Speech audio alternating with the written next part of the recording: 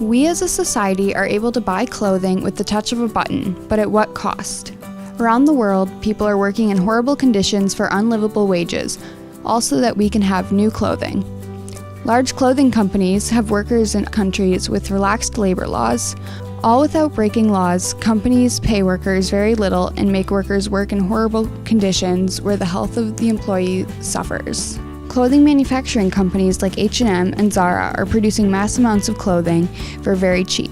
These clothes can be bought for extremely cheap and the quality is sacrificed to make money. After buying these clothes, which were made to be cheap, they are often only worn a few times before being thrown out.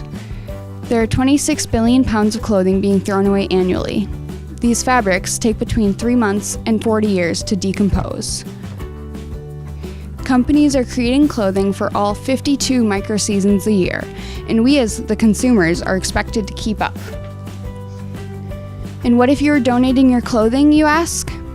Well, only a small percent of clothing that is donated ends up being worn again. Much of the clothes donated are shipped off to underdeveloped countries and become that country's waste.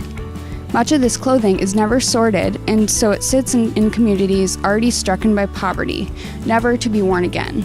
This may sound like an unfixable problem, but you can help by limiting the number of clothing items you buy and where you buy them from. Buying good quality clothing allows you to wear it for many years and it isn't ending up in the landfills right away. You should pay attention to how the workers of the companies you buy clothing from are treated before buying. Here in Madison, we have a lot of good options of where you can buy secondhand clothing so that you reduce your intake in fast fashion clothing. Our clothes come from our customers. Mm-hmm. So we're a totally self-sustaining model where our customers bring in clothes and then those clothes immediately get put back out on the floor the next day. So from day one, we basically never had to buy clothes from the store or any thrift shops or anything. It's all just been a self-sustaining model. So majority of our clothing comes from donors who, around in the Dane County area.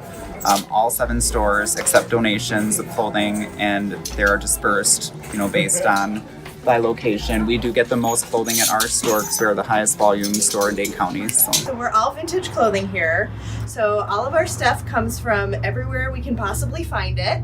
So that's garage sales, estate sales, flea markets, thrift stores. We buy over the counter, grandma's basement, anywhere we can find stuff. The items that don't make it out to the floor, we donate. So it either goes to Goodwill or Grace. The reason why we picked those 2 companies to work with is that they keep everything within Dane County, basically.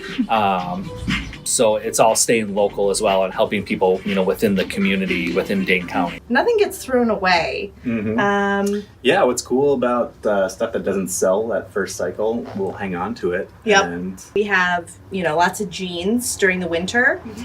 And then in the summer, if we haven't sold those jeans, we make them into cutoff shorts. And sometimes, to be environmentally conscious, we'll take the stuff that doesn't sell and we'll go to other vintage vendors and we'll trade their stuff that's not selling for our stuff that's not selling. Yep, in other states. Yeah. So this is the very cool thing. Any clothing that doesn't get sold here, we send to our Park Street store, and they sell clothing there by the pound, and then also people can get clothing for free. They can also get it at our store too, but they can get a lot more free clothing at Park Street that we send to them, by the pound. So all clothing gets used. Anything that all the scraps that don't get recycled or that don't get sold at the Dig and Save store on Park Street then get transferred to the processing center and they are sold as bulk fabric, and then all of that profit from the bulk fabric goes to all of our charities like our pharmacy, food pantry, and all of those kind of things. And then what are your overall thoughts on fast fashion?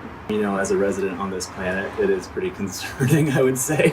Yeah, and I also think we love vintage clothes because these clothes made it to 2019, right? And if you pay attention to the fabrics and the way things were made, they were made to last. So I think that's a real difference you see between the fast fashion of today and the clothes from yesterday that have survived. We can all help combat fast fashion by being conscientious of the clothes that we buy. And instead of shopping at places like Urban Outfitters, H&M, and Zara, we can support our local businesses and secondhand stores by purchasing clothes from there instead.